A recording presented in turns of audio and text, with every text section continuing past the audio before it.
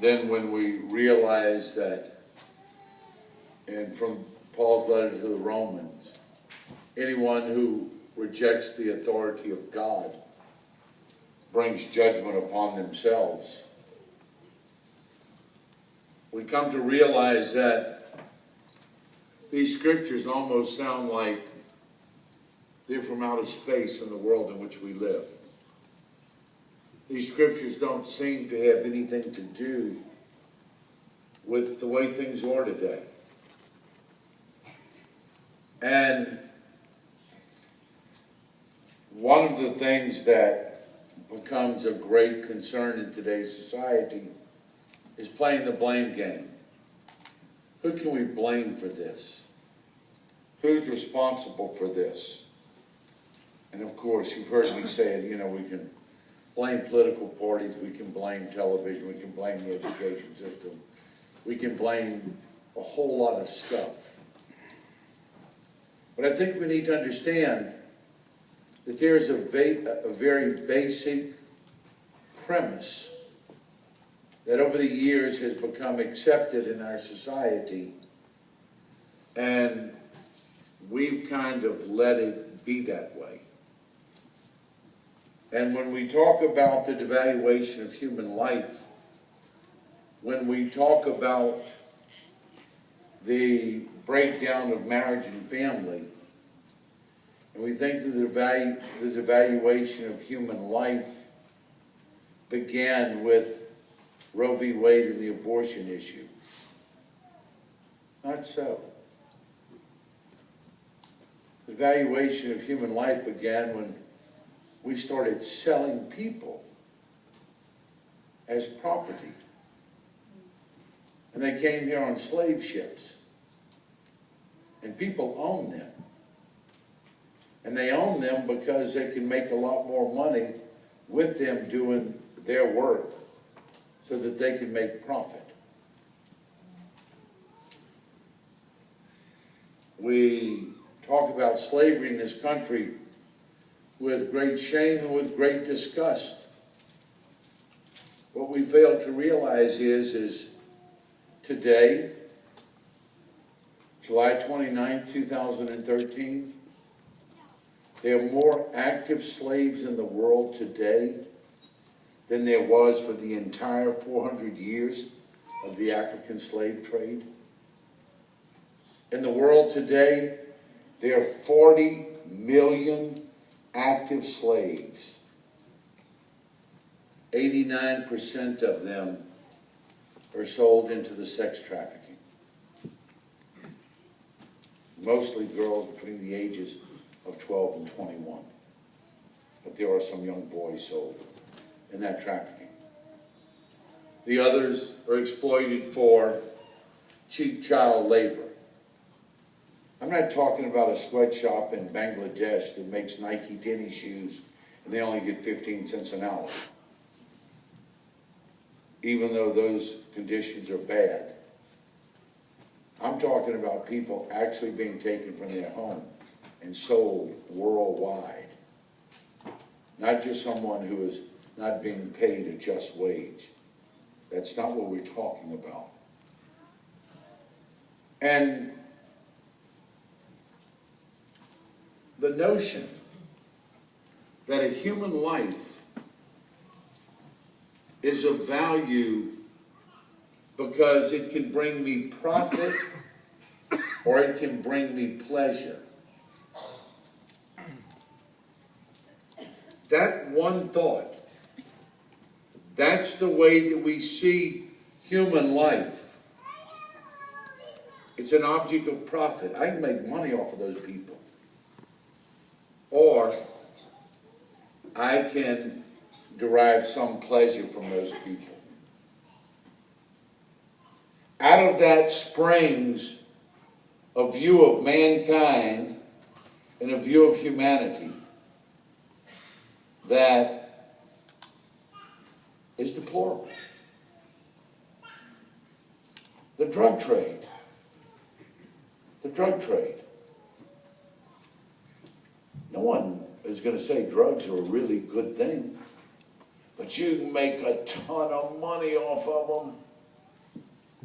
So much so that, do you know how many people have been killed on the U.S.-Mexico border since 2006 to protect the drug trade?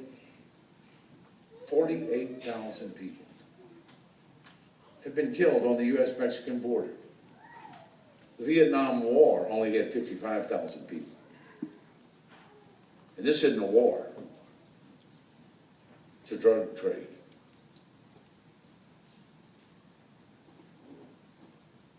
Last week in England, on the way over, I was reading the Herald Tribune, international paper.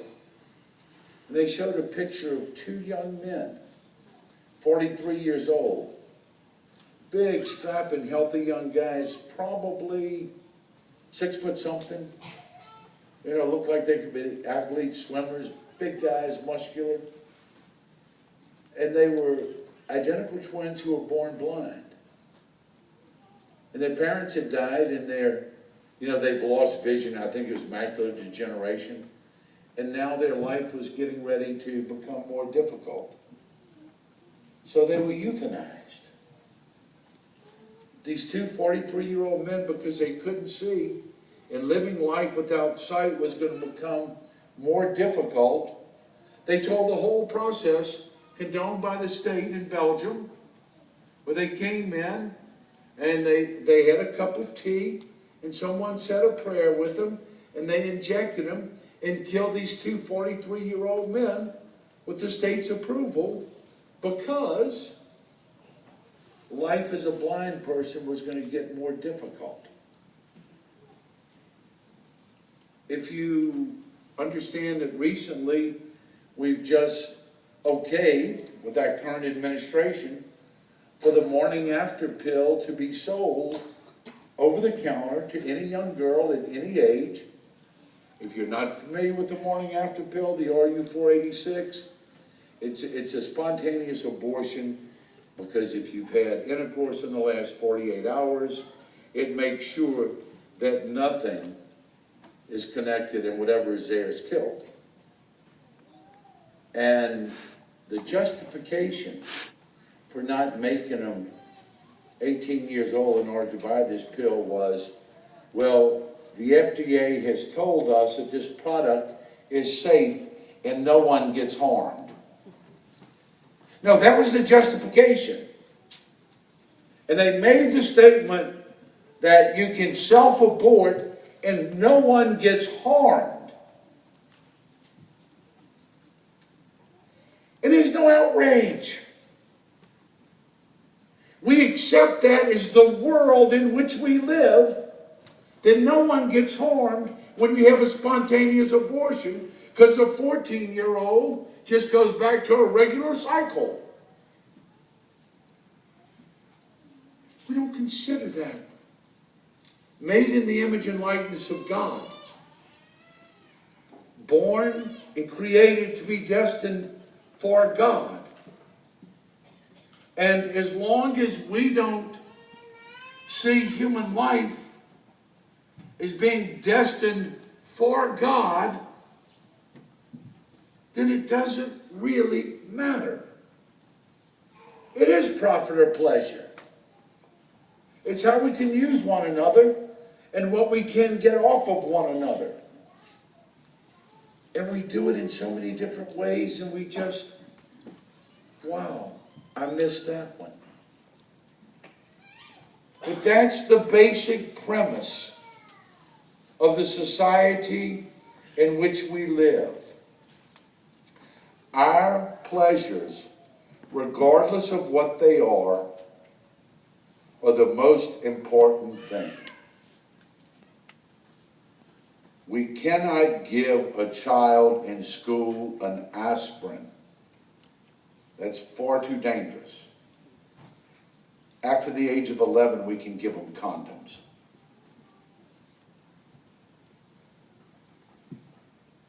Because that's safe.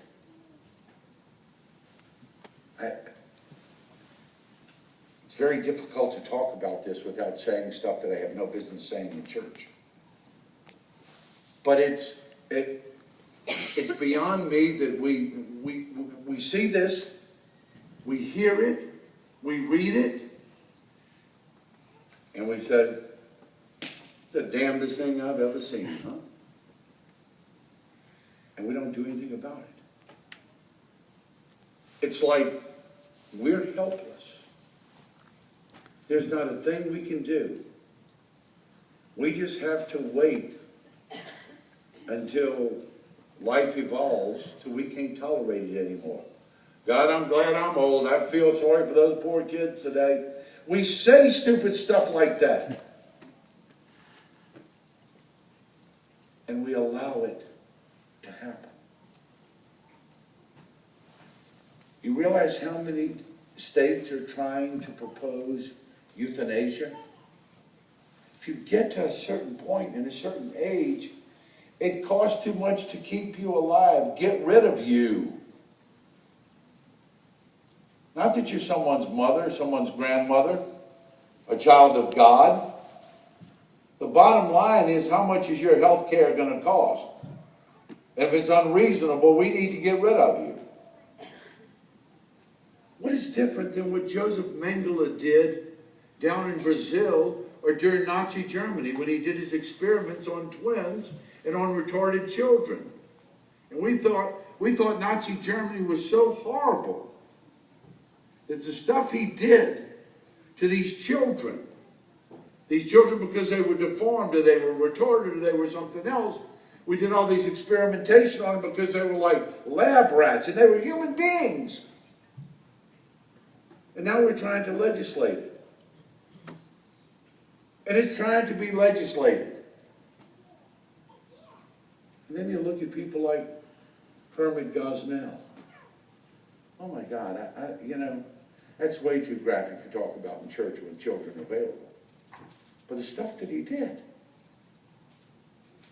is unbelievable, is unforgivable. And it's inhuman. And then the idiot says, I didn't do anything to them that I wouldn't do to my own daughter. You mean you'd stick a pair of pliers in your living grandchild's head and kill him? Wow, you're a real role model, aren't you, Doc? The things that we take for granted. And then we come back to marriage. You know, I'm 60 years old. I went to San Aloysius grade school from K through 8. And we had 4 classes. You know, you're a kid in grade school. You know how many kids are in your school, but we had about 800 kids. I knew one kid in 8 years whose parents were divorced. I didn't grow up with half of my classmates living with, their parents living with boyfriends, girlfriends, step-parents, in-laws, outlaws, and everything in between. Why did marriage work anymore? Why do people get divorced as readily, so quickly? My mom and dad weren't Ozzie and Harriet. They didn't have the perfect marriage. They're still married 67 years later. We want to give my mom a medal for that, but anyway, no. But they didn't throw in the towel. Yeah, they had tough times. All of our parents had tough times. But they saw this relationship with God. They really thought God had called them to a life together. They believed in that. And because of that, we had a much better life than being raised with 3 or 4 different step-parents throughout my life. And never knowing where I was going for holidays because the judge hadn't told me where I would get to go to spend my holidays. And they got married. The rate of illegitimacy in 1961 in this country was 5% among everybody. That is, children born out of wedlock, 5% of all children, regardless of race, creed, color, background, or whatever. 5% of all children in this country were born outside of marriage. Today, 53% of all children are born out of marriage. In particular ethnic groups, it's much higher. What do you do when you grow up, don't know where your daddy is, or who your daddy is? Or where your mama went to after she gave birth to you? All these situations. This isn't a litter of puppies. It's a human life. You see in the paper on Friday, I don't know, they get someone like 35 years in Florida for putting a puppy in a washing machine. I don't want to hurt the puppies, okay? But you're going to jail for 30 years for hurting a puppy, not killing it. And we're fighting that we can kill our own unborn children. Come on, people. No one needs to connect these dots for you. I mean, you don't need to be a rocket scientist to realize that human life is the most invaluable thing that we have today. It absolutely is.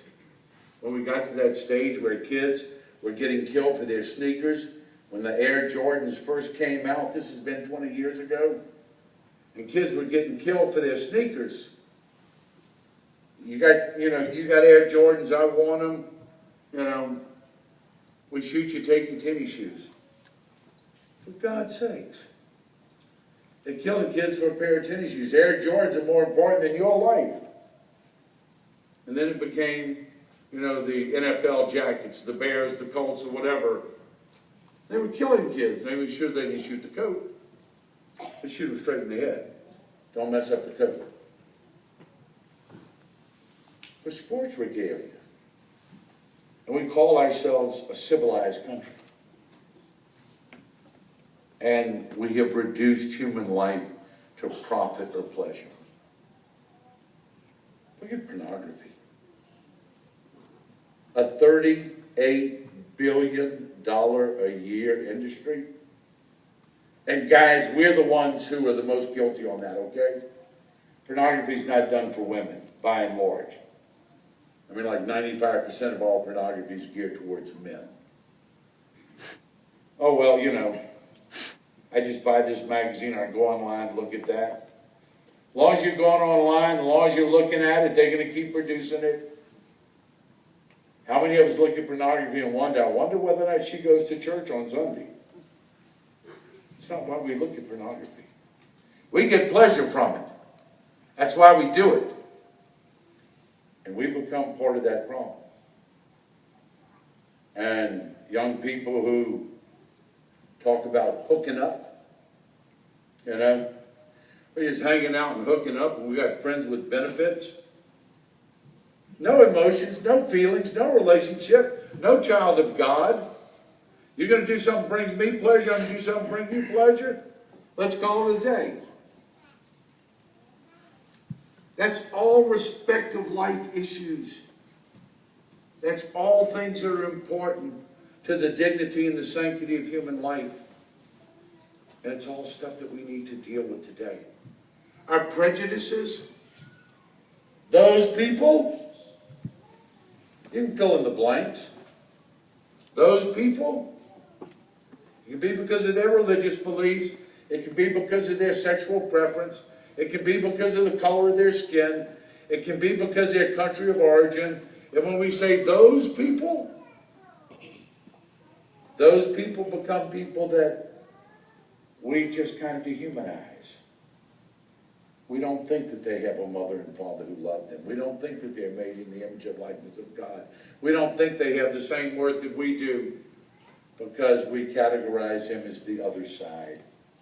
Or there's something wrong. They're all dishonest. They're all this. They're all that. They're all the other thing. That's sanctity of life issues. That's what we're dealing with today. It's what we're called to be committed to. And if we continue to allow it just to think it's funny, and look at television. For God's sakes. We watch this stuff.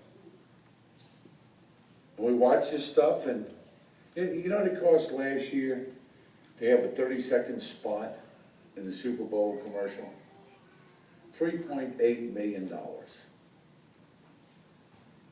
For 1 minute worth of advertising, we could build the church that we're talking about building here in Clinton. For 1 minute.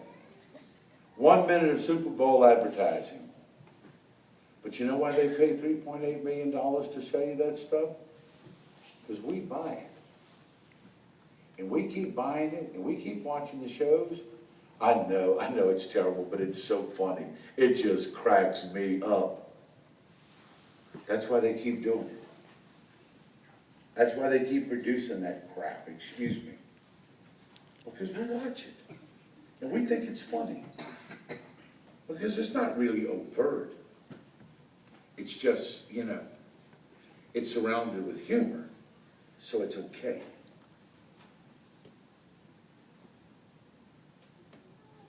We are at a point, and we always talk about wanting the very best for our children.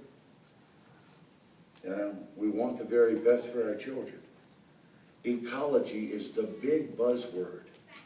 We want to save our planet, make sure our water's clean and our trees keep growing. Fine.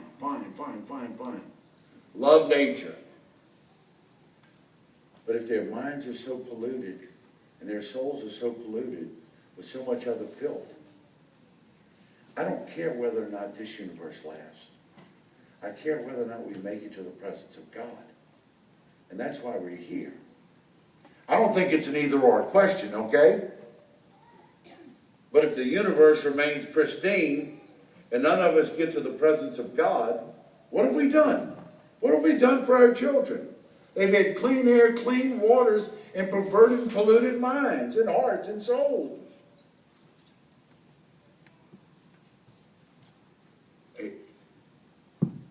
The lack of outrage is our greatest sin. I know darn good and well none of us here think any of this is good.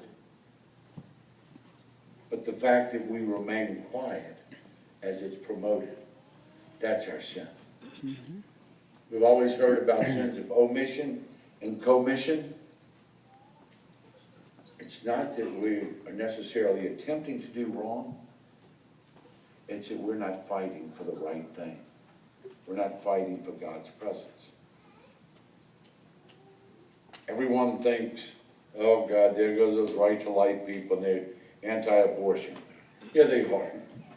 Because that's the most egregious violation of the dignity of human life. But there's so many other ways where we don't respect human life.